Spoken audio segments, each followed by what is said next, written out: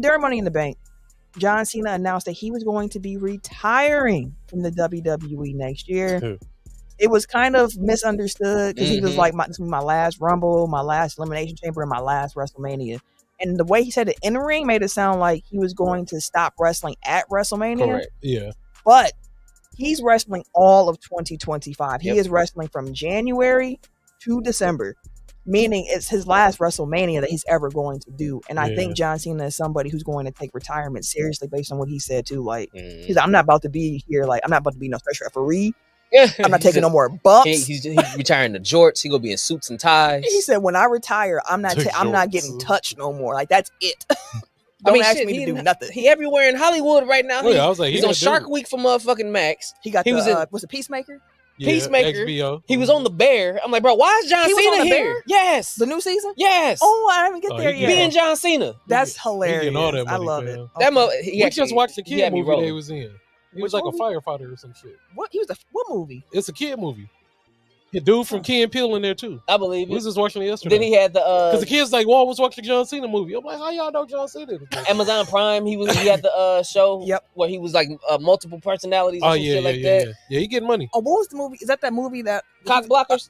No, it was like John. Oh, it was a comedy. It's like Stavinsky. He was dang, I can't remember the character name, but he was an imaginary person, and the group of friends had an imaginary friend. That's the Amazon Prime movie. Okay, yeah. I forget what it was called, but he was like John Stavinsky or something like that. And getting money. Yeah, that was he's doing voiceovers for commercials.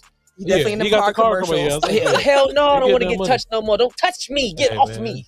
But that's what you're supposed to do, though. You're supposed to set up your life outside the ring. How are y'all feeling about him getting the farewell tour? Like, are you excited that it's coming? I would say I am, because I missed the John Cena run. Like when he was like that dude, the top guy. Of course, I knew who John Cena was, but I wasn't locked in watching like I'm locked in now. Yeah. So I think it's good. And then plus it's John Cena. Like, he's arguably one of the greatest, wrestlers ever. So to see him, if anybody deserves it, he's one of the guys that would deserve it. Like him, Undertaker, like a for real farewell tour. Like, he is one of those guys that would deserve that. I'm excited for it. I think that he gets one more title. That was my next question. But before we get to the title part of it, I just want to say I hope y'all do him well, because farewell tours are an interesting concept.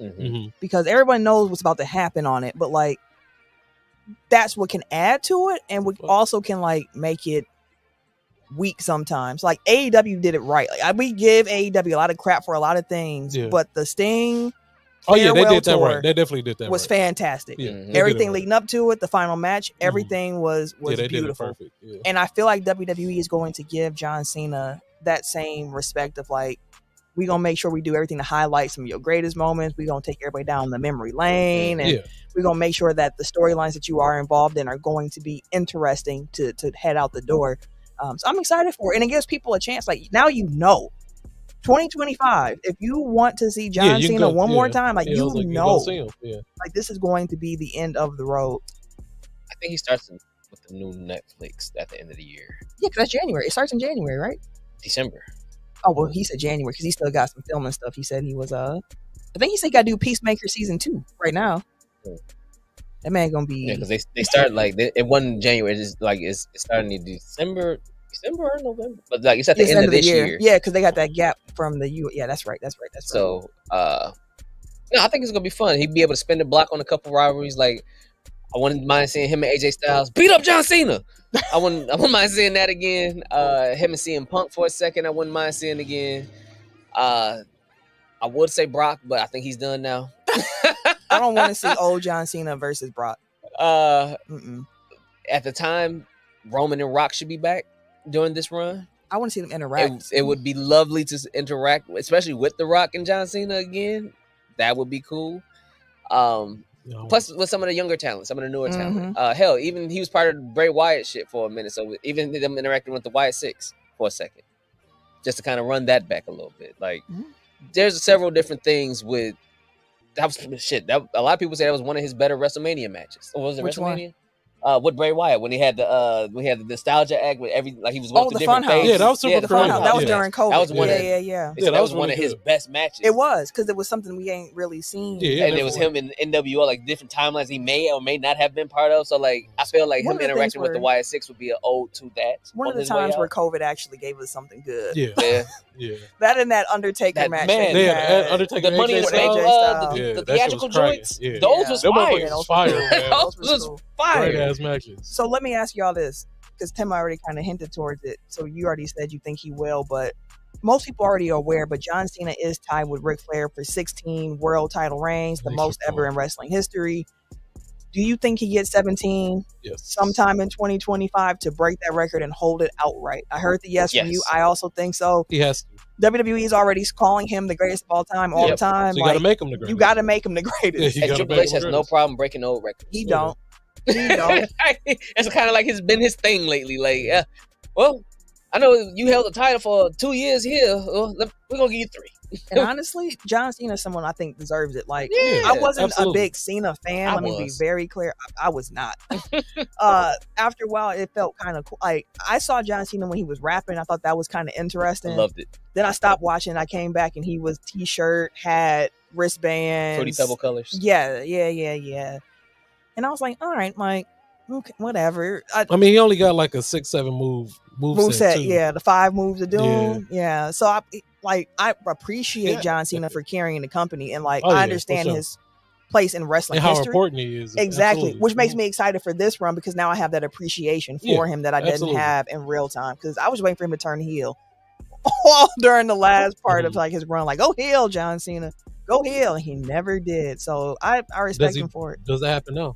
They asked him that at the press conference. Out the door, go heel. Someone asked him, "You gonna go heel?" Hit him with a suck it on the way out. Brandon asked, "Who's gonna be his last match?"